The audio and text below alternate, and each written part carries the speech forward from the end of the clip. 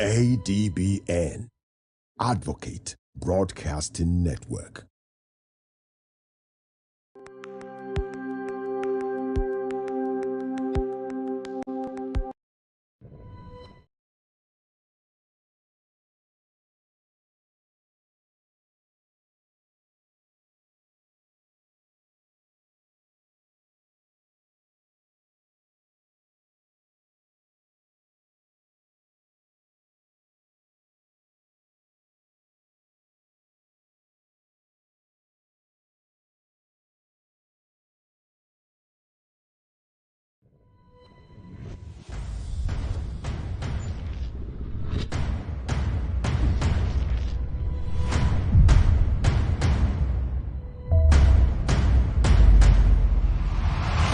ADBN, Advocate Broadcasting Network.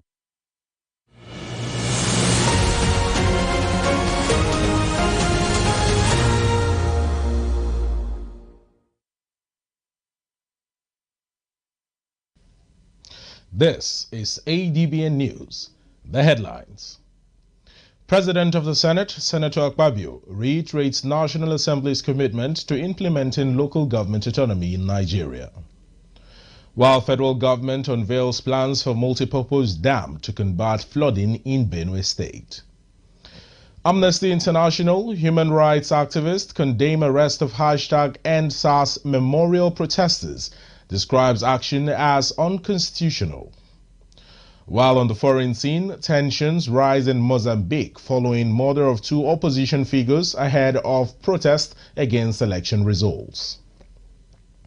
In sports, Super Eagles striker Victor Boniface survives car crash hours after scoring winning goal.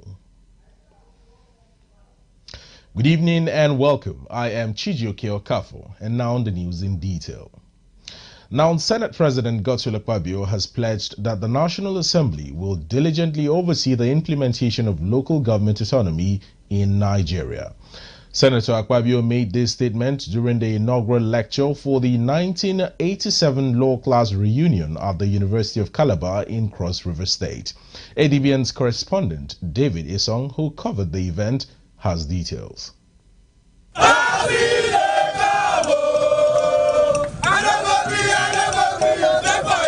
It's been 37 years since the 1987 law class last attended the University of Calabar.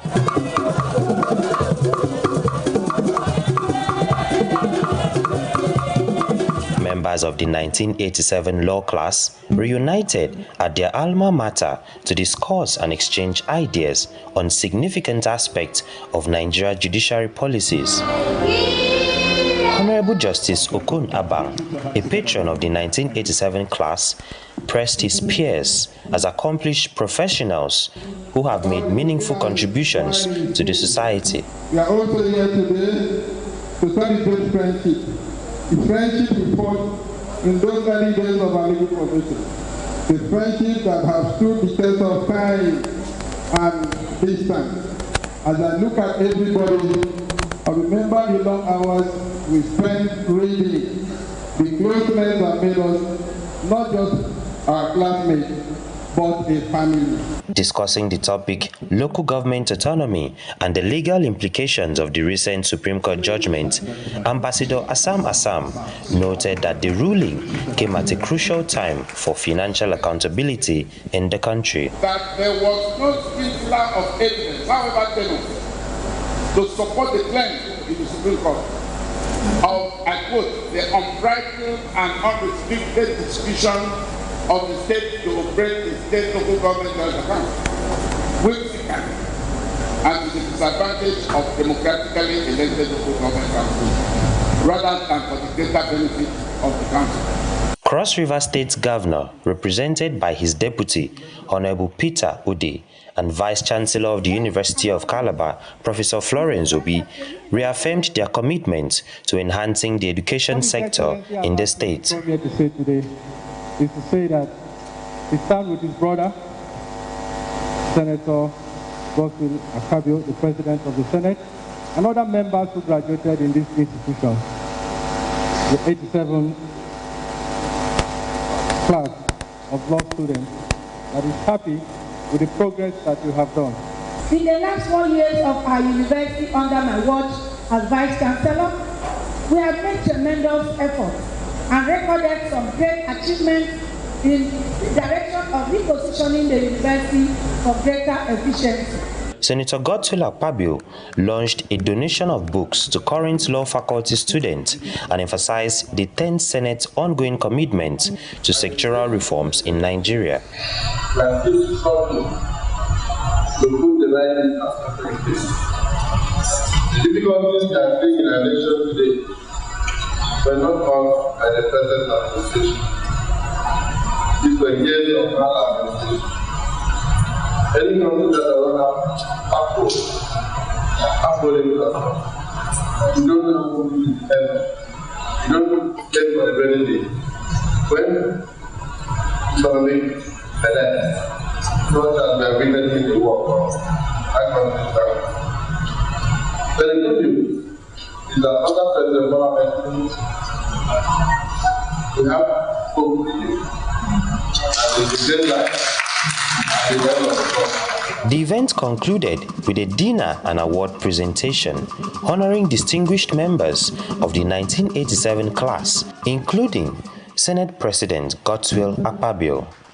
David Isong, Adbn News. Meanwhile, President of the Senate, Senator Godswill Akpabio, has urged Nigerian students to stay committed and diligent in their studies, highlighting the importance of these efforts for securing their future. The Senate President gave the charge at Chapel of Redemption during the reunion Thanksgiving service of the 1987 alumni of the University of Calabar, where he expressed his excitement over the industrious men and women produced by the institution in the last 4 decades. Now, Senator Akpabio, who was in company of his colleagues from the National Assembly as well as his peers from the 1987 law class, appreciated the management and governing council of the university towards the growth and stability of the institution. My time will come. Can you shout, my time will come? In Jesus' name. So you will come and you'll be greater than us. We started like you. What you have now, we never had it. I was telling my Lord that sometimes when we had no meal in a day and we operated 000, and that if we had a place like this, we would have rushed here. In between prayers, we would tell the chaplain, please sir, I have not yet eaten. And there is no way, and food wasn't something, it wasn't too costly then. It used to be 50 kobo. 50 kobo. So at least it would have afforded us one ticket of 50 kobo. And then we'll go and eat. So this is a wonderful thing that has happened in the university. And my prayer is that this will continue to bring God into the lives of Nigerians in Jesus' name. Speaking on behalf of the university, Vice Chancellor Professor Florence Obi reaffirmed the institution's commitment to enhancing both educational and moral standards, contributing positively to the development of the education sector. I want to say that as a person, I am humble having them here, and I think each and every one of us should learn His Excellency the Senate President. Many of us, when we get to the top echelon of our career and our vocation, we want to relate with our colleagues who are less privileged like us. The Senate President toured several facilities at the university and promised further support to enhance academic and infrastructure standards. In a related development, the Senate President, Senator Godswill Akpabio, has assured citizens of Cross River State of the National Assembly's unwavering support for the state's ongoing growth and development. Senator Akpabio made this commitment while leading the 10th Senate members and the 1987 alumni of the University of Calabar on a courtesy visit to Governor Basi Otu at the Government House in Marina.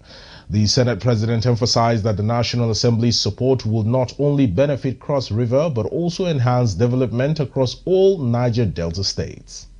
I am here, even from the federal government perspective, to reassure you. I've always done that we are there to support you to turn this state around for the good of the nation. I've been told that even right now that most of the places are terribly dilapidated. I remember we had the biggest library in the country when I was a student so many years ago, but they said that place is now totally dilapidated. The infrastructural maintenance has almost been zero. Of course, nation building is a process. It is not an event. So we are all in it together. Thank you for the opportunity you've given us to pay this respect to you. There is no way we could have come into your state and your capital, no matter where, without coming to pay respect to you. While expressing gratitude for the warm welcome he received, Senator Akpabio lauded Governor Otto for embracing President Tinubu's renewed hope agenda and supporting the APC. Thank you for sending your deputy and your commissioners to receive me and my entourage at the airport yesterday night. I thank you. I appreciate it. And when he came, he whispered to me that indeed, yesterday night was actually your birthday. You have brought a brother into the South-South. At the time, you were the only APC governor in South-South. Now you have a brother who is now going to be your junior in the governor's forum. Who knows what will happen in the next 1 or 2 years? You may end up bringing more brothers into the APC forum. Now, Governor Basio acknowledged the Senate President's contributions to national growth, promising that his administration will continue to create a season of sweetness for the citizens of Cross River. What you are going to do, I want to assure you that Cross River State is going to partner with you. I'm happy he has said that as they enter the institution and come out, it's not going to be the same again. We look at what they will do, and Cross River State will also partner and add to whatever they are going to do. So that this is going to ignite that spirit of alma mater in all the other years to also come up with events like this. Because if they do, and do one thing or two in the university, not too long we'll have a brand new modern university in place. So the Senate President, I'm happy with your very crowded schedule, particularly at these very difficult times. You are able to honor them and come out to also join with your colleagues. If there's anything, UNICA has produced some of the greats that you have in all aspects of life. And I'm even more proud when they've distinguished themselves in whatever position which they find themselves. The visit concluded with a gift exchange between Senate President Senator Godswill Akpabio and Governor Basio. Now, similarly, the Senate President, Senator Godswill Akpabio, has reaffirmed President Bola Ahmed Tinubu's commitment to improving infrastructure throughout the Niger Delta and across Nigeria. Senator Akpabio stated this while speaking to newsmen at the Cross River State Government House in Marina following a courtesy visit to Governor Basio. He acknowledged the challenges faced by Nigerians due to inadequate road conditions, highlighting that the Calabar-Ogep-Katsina-Ala Highway and the Calabar-Itu Highway are among the critical road projects slated for completion. Governor, we put the Minister of Works on the line, and he outlined the plans he has in the 2025 budget to take care of those two major roads. So Cross River will not be cut off. Aquarium is already cut off. We are using the water now because that Calabar-Itu road is the only link that we have from here. And so our people are not happy that our people are using the waterways. So you can blame past administrations for very poor state of maintenance culture in the country. But this administration is a corrective administration. So I'm assuring you that this visit will turn things around for the better. And those two roads will be visited by the federal government. And the result will be shown in the budget that the President will present for the 2025 budget year. Well, away from that, Vice President Senator Kashim Shettima will lead Nigeria's delegation to represent President Bola Tinubu at the 2024 Commonwealth Heads of Government meeting. He will join King Charles of England and other world leaders from 56 member countries at the first Commonwealth Heads of Government meeting to be held in the Pacific island of Apia, Samoa from 21st to 26th October. This was disclosed in a statement by Senior Special Assistant to the President on Media and Communications, Stanley Nkwocha. The statement also mentioned that Nigeria and other member countries will elect and appoint the next Commonwealth Secretary General. The leaders will discuss the theme, One Resilient Common Future, Transforming Our Commonwealth, focusing on how member countries can harness their strengths through resilience, unlock potential, leverage the Commonwealth advantage, and promote a connected digital Commonwealth. Additionally, Senator Kashim Shettima will participate in the People's Forum, the largest opportunity for most people to join in the general meeting. Now, two stories on more bilateral relations. Enugu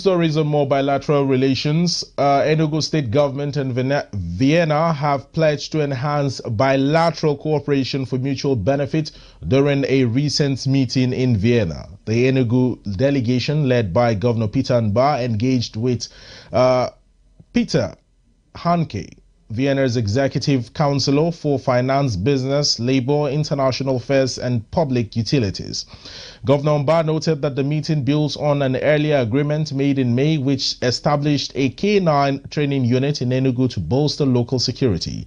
He emphasized Enugu's ambitious goal of increasing its economy from $4.4 billion to $30 billion, positioning the state as a preferred destination for business, investment, tourism, and quality living.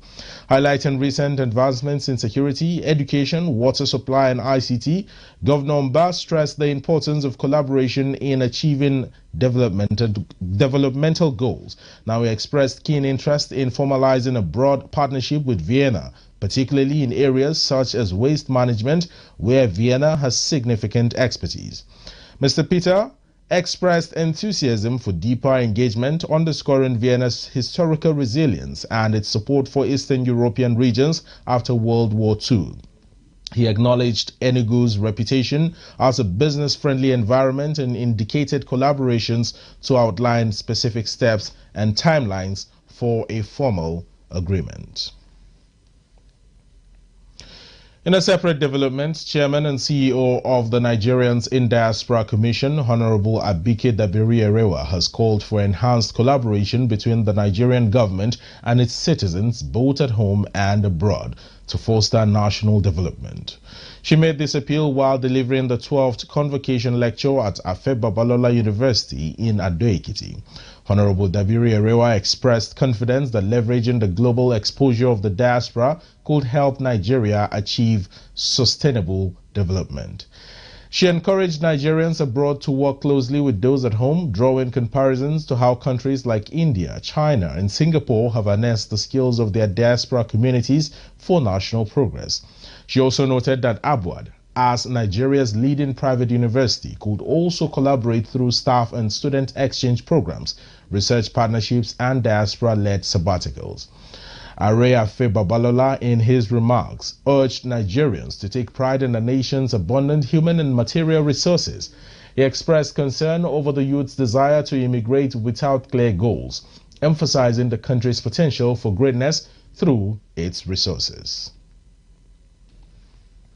Well, moving on, federal government has disclosed the commencement of construction on a multi-purpose dam upstream of the Dura River in the Buruku local government area of Benue State to manage the significant water flow from that region.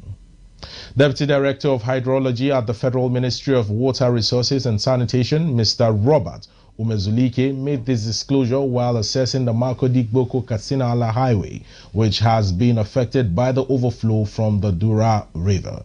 Mr. Umezulike explained that the flooding was caused by continuous sediment buildup in the river, which has diminished its depth and capacity to hold water. He noted that the assessment team would evaluate the flood situation and report back to the minister for immediate action. District Head of Mbakura Ward, His Royal Highness Matthias Aga, reported that the flood has submerged homes, farms, and properties in the area. He emphasized that the extent of water overflow onto the highway during rainfall highlights the urgent need for the government to construct a dam for better water management.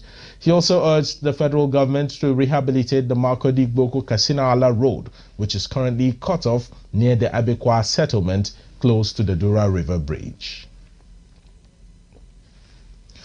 Well, to other reports making our bulletin, demonstrators gathered at the Lekki toll gate in Lagos today to commemorate the 4th anniversary of the #EndSARS protest. The memorial aimed to honor those who lost their lives during the October 2020 protest against police brutality. Reports indicate the youths arrived around 8:30 a.m. carrying various banners and placards demanding full implementation of the reports from the judicial panels established after the protest. The report stated that Comrade Hassan Taiwo Soweto and 17 other activists were arrested at the Lekki toll gate. They were reportedly brutalized and are currently being held at the State CID Panti for commemorating the Lekki toll gate massacre. In the meantime, human rights organization Amnesty International has condemned the arrest of #EndSARS memorial protesters. Police authorities cracked down on demonstrators who gathered at the Lekki toll gate in Lagos today to commemorate the 4th anniversary of the #EndSARS protest, honoring those who lost their lives in the October 2020 movement against police brutality. In a statement, Amnesty International described the actions of the Lagos State Police Command as unacceptable. Meanwhile, a human rights lawyer, Inibehe Effiong, has also accused operatives of the Lagos State Police Command of arresting around 18 activists, including Comrade Taiwo Soweto. He described the protest as peaceful but alleged that police officers brutalized some participants and detained others at the State Criminal Investigation Department in Yaba, Lagos. According to him, the police actions were unconstitutional and unacceptable. Recall that the Lagos State Police Command announced today that the 4th anniversary of the #EndSARS protest would not take place. Lagos State Police Commissioner CP Olarinwaju Ishola stated that the protest had not sought police clearance or permission before organizing the demonstration. The commissioner explained that while police authorities recognize the constitutional rights of citizens, it is crucial for individuals to adhere to the laws of the land when exercising those rights. He noted that police operatives were deployed to strategic locations across the state to prevent any potential breakdown of law and order. All Progressives Congress has secured all 21 local government chairmanship positions in the recent council elections held in Kogi State yesterday. The ruling party also won all 239 councillorship seats across the state. Chairperson of the Kogi State Independent Electoral Commission, Maman Ndairi, announced the results, describing the local government elections as peaceful, free and fair. He expressed gratitude to election officials, security personnel, observers and newsmen for their contributions to a successful electoral process. He urged the newly elected officials to show magnanimity in victory, emphasizing the importance of upholding the Supreme Court judgment that granted local governments financial autonomy. You're watching ADBN News at 7. Stay with us for more stories after this break. In a world of overwhelming voices where everyone has different opinion on different issues, it is important that we bring the core issue to the fore. Join me, Nancy Banigo, on Softline as we lend our voices to inform and influence your thoughts and actions. This is not just mere talk, it is an invocative program that touches the core of our existence.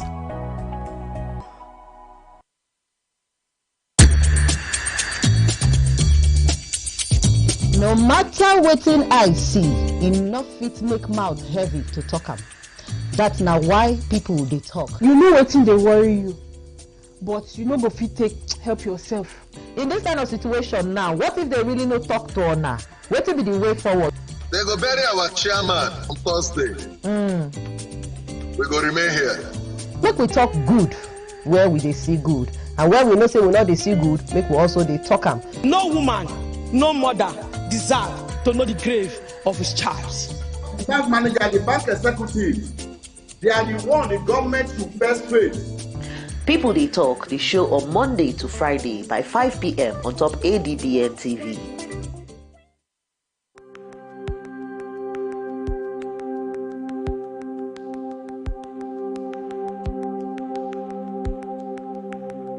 Welcome to the Niger Delta, a region of incredible beauty and stark contrast. From its breathtaking landscapes to its rich cultural heritage, this is a place where history and modernity collide. But beneath this serene surface lies a story of struggle and resilience. The Niger Delta is the lifeblood of Nigeria's economy, home to vast oil reserves that fuel the nation, yet it is a land where the people fight for their share of the wealth. Join us on the program Niger Delta Today as we explore the heart of the Niger Delta, discover the vibrant cultures, the struggles for environmental justice, and the stories of the people who call this place home. This is the Niger Delta, a land of contrast, a story of resilience, a journey of hope. Don't miss our exclusive series, Niger Delta Today, every day at 12 noon, only on ADBN TV. Witness the untold stories, experience the journey, be part of the change.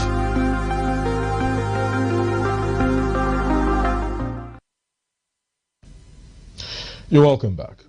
Nigerian Army has dismissed media reports suggesting a leadership vacuum due to the absence of the Chief of Army Staff, Lieutenant General Taoreed Lagbaja. Army spokesman Major General Onyema Nwachukwu, in a statement, clarified that the Lieutenant General Lagbaja is on official leave and that Major General Abdul Salami Ibrahim, Chief of Policy and Plans of the Army, has been designated to act on his behalf during this time.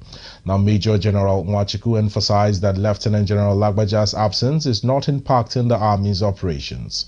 He confirmed that all routine and scheduled activities are proceeding as planned, with departmental chiefs effectively fulfilling their responsibilities in accordance with the Chief of Army Staff's directives.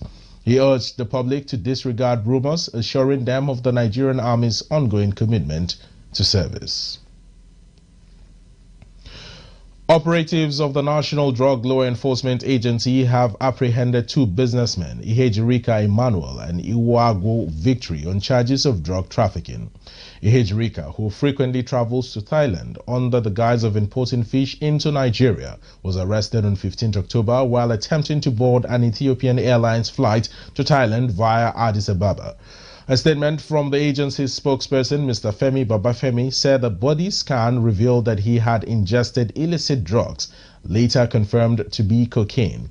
Meanwhile, Victory was arrested at Murtala Mohammed International Airport in Ikeja, Lagos, after arriving from Brazil via Addis Ababa during passenger clearance on an Ethiopian Airlines flight. A body scan also indicated that the 26-year-old businessman had also ingested drugs, leading to the excretion of a pellet of cocaine weighing 22 grams. Additionally, a Nigerian-Canadian nurse named Usman Grace Olami was arrested on 4th October at Lagos Airport while passengers from Air France arrived from Toronto, Canada, via Paris. A search of her luggage revealed 70 parcels of Canadian loud, totaling 35.70 kg. Furthermore, over 7.2 million pills of Royal, 225 mg tapentadol, and Carisoprodol, valued at 3.6 billion naira, were seized from a watch-listed container from India at the Port Harcourt port complex on 15th October. In Bauchi State, a suspect named Sunday Ogenyi was arrested along the Bauchi-Jos Road with 76,000 pills of tramadol concealed in hidden compartments of his vehicle. In a record-setting deportation flight, 44 Nigerians and Ghanaians have been forcibly removed from the United Kingdom on Friday, highlighting a notable increase in immigration enforcement. The Home Office confirmed that this action is part of a broader crackdown on immigration, which has resulted in over 3,600 deportations since the Labour government took office in July. Additionally, reports indicate that asylum seekers arriving at Diego Garcia, a UK-administered island, will be relocated to St. Helena, a British territory in the Atlantic, before a treaty with Mauritius is finalized. This treaty, expected to be signed next year, will not apply to about 60 Tamils who have been stranded on Diego Garcia since 2021 and are currently pursuing legal action regarding their detention. While hundreds of asylum seekers have arrived at Diego Garcia, this number is significantly lowered compared to the tens of thousands who have crossed the English Channel in small boats from northern France in recent years. On Friday alone, 647 individuals from the dangerous journey in 10 boats, bringing the total for the year to over 28,000. Deportation flights to Nigeria and Ghana have been frequent, with only 4 recorded since 2020, and previous flights typically carrying between 6 to 21 individuals. The recent flight, which carried 44 deportees, marked a significant increase, doubling the numbers from earlier removals. Akwa Ibom State Police Command has arrested 3 suspects for the murders of 2 individuals allegedly connected to a cult group from Eyo Abasi in the Mbo local government area. Commissioner of Police CP Joseph Eribo disclosed this during a press conference at the command's headquarters in Uyo. He stated that the suspects had gone into hiding in a ravine in the village after committing the crime, but they were apprehended on 16th October based on intelligence gathered by the police. Additionally, he said on 17th October, the command arrested 2 suspects for stealing a bus parked at Akpaube Street in Uyo, which had been left due to a minor mechanical issue. The suspects were traced to a mechanic village along Abak Road where they had dismantled the bus. He further stated that on 6th October, police operatives also arrested 4 suspected armed robbers along Idoro Road in Uyo Metropolis. He assured that all suspects will be charged in court once investigations are complete and warned that Akwa Ibom is no longer a safe haven for criminal activities. The commissioner urged individuals with criminal intent to reconsider their actions, as he also appealed to residents to provide credible information about criminal activities in their communities to the police to ensure the safety of the state. In the meantime, Mr. Umoro Ozigi has officially assumed his role as the new Commissioner of Police in Edo State. According to a statement from the Edo State Police Command issued by Police Public Relations Officer, Ozigi hails from Adavi local government area in Kogi State and holds a degree in Business Administration from Ahmadu Bello University, Zaria. He joined the Nigeria Police Force in 1992 as a cadet assistant superintendent of police and received training at the Nigeria Police Academy in Woodhill, Kano. Over the past 30 years, he has served in various capacities, including Commissioner of Police and Force Provost Marshal at Force Headquarters in Abuja. The command noted that the new commissioner is aware of the security concerns of Edo State residents and is seeking the public's cooperation to combat all forms of crime and criminality in the state. Well, you're watching ADBN News at 7. Many more stories to come after this short time out. Stay with us. Welcome to the world where innovation meets opportunity, where ideas become empires. This is Market TV. I am Idorian Flannan, and every week I'll be taking you inside the dynamic world of marketing and commercial business. From groundbreaking startups to big businesses, Market TV brings you the best pricing and latest goods on display. It's all about understanding your audience and staying ahead of the trends. Witness the creative processes that drive the various brands. Join us as we dive deep into the strategies that shape the commercial landscape, from streets to traditional advertising and social media. We cover it all. Whether you're a seasoned professional or an aspiring entrepreneur, Market TV provides the insights you need to thrive. This show gave us the tool to turn our vision into reality. So, if you're ready to master the market, tune into Market TV every Saturday at 6 p.m.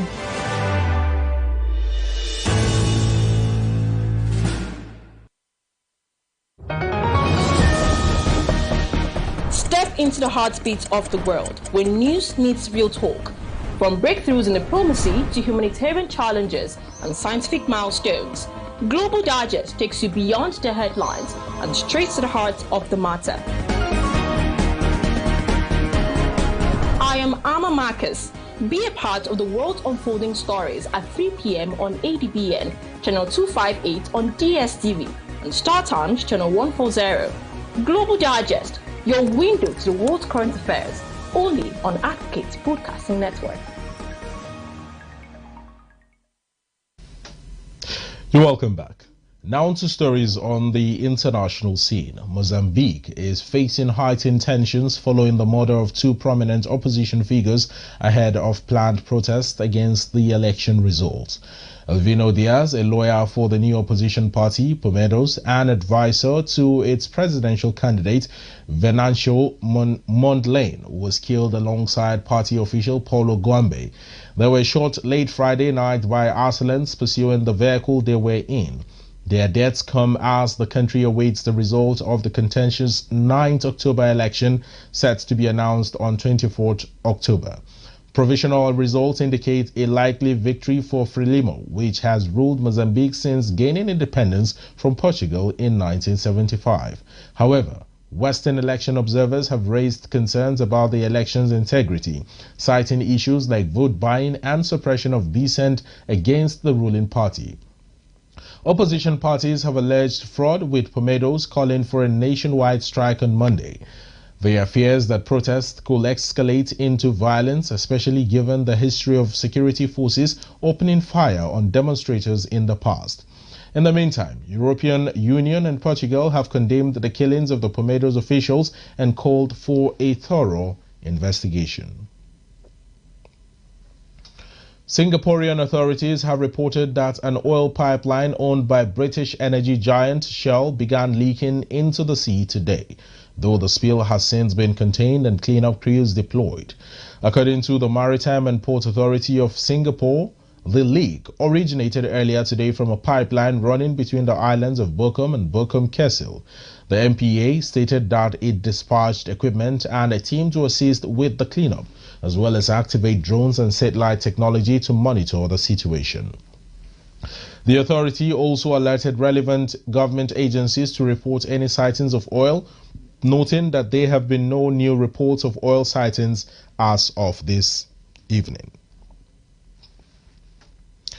While in sports, Super Eagles striker Victor Boniface has shared photos of himself and his vehicle after surviving a car crash on Saturday night, just hours after scoring for his club. Boniface was instrumental in Bayer Leverkusen's 2-1 victory over Eintracht Frankfurt in the German Bundesliga, netting the winning goal. Following the incident, he sustained minor injuries to his hand but appeared to be in good spirits, expressing hope for a swift recovery and a quick return to action. This incident capped an eventful week for the 23-year-old who was part of the Super Eagles squad that was held hostage at a Libyan airport for over 18 hours earlier this week. Now elsewhere, Nigeria's Flamingos have qualified for the quarterfinals of the ongoing FIFA Under-17 Women's World Cup, securing a commanding 4-0 victory over Ecuador. Energetic playmaker Shakirat Mashood opened the scoring with a penalty in the 26th minute after Captain Taiwo Afolabi was fouled in the box. The other goals for Nigeria came from Harmony Chidi, Peace Effiong, and a second goal from Mashood. The Flamingos are set to face the host nation, the Dominican Republic, on Tuesday night. Italian tennis star Jannik Sinner has secured a remarkable 5.5 million euros after defeating Spain's Carlos Alcaraz in the championship match of the Six Kings Slam in Saudi Arabia. Sinner triumphed with a score of 6-7, 6-3 and 6-3, while Novak Djokovic claimed victory over Rafael Nadal 6-2, 7-6 in the third place match. This victory marks the largest payout in tennis history, with Sinner taking home the unprecedented sum of money. As Sinner and Alcaraz are expected to face each other in future matches. This may have been one of the last encounters between Djokovic and Nadal, who have been part of one of tennis's greatest rivalries. Still from the sports desk, Mikel Arteta has urged his Arsenal players to channel their defeat against Bournemouth as motivation, emphasizing that they cannot afford to feel sorry for themselves. The Gunners experienced the first loss of the season on Saturday evening, falling 2-0 to Bournemouth. Arsenal was forced to play for over an hour with 10 men after William Saliba was sent off in the first half, and they also had to cope without injured stars Bukayo Saka and Martin Odegaard.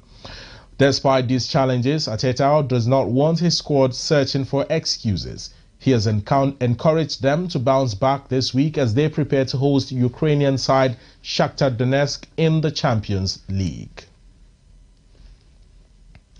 While Liverpool have successfully maintained their position at the top of the English Premier League after a 2-1 victory over Chelsea at Anfield on Sunday. Egyptian forward Mohamed Salah opened the scoring from the penalty spot, but Nicholas Jackson equalized for Chelsea early in the second half. Curtis Jones then clinched the win for Liverpool in the 51st minute, ensuring the Reds remain at the summit of the league table. Now, Super Liverpool now sits on 21 points after 8 matches, 1 point ahead of Manchester City, Arsenal and Aston Villa. Round out at the top, 4 each with 17 points. In a separate match today, the Manchester City secured a 2-1 win against Wolverhampton Wanderers, thanks to a last-minute header from John Stones. Well, with that story, we wrap up ADBN TV News tonight. But remember that you can watch us live on DSTV channel 258, on Star Times channel 140, on Avo TV app, Limex World TV app, and Niger TV app. For more stories, visit our website on www.adbntv.com. You can also watch us live from every part of the world by logging on to www.adbntv.com/live. I am Chijoke Okafo. Many thanks for watching and have a good evening.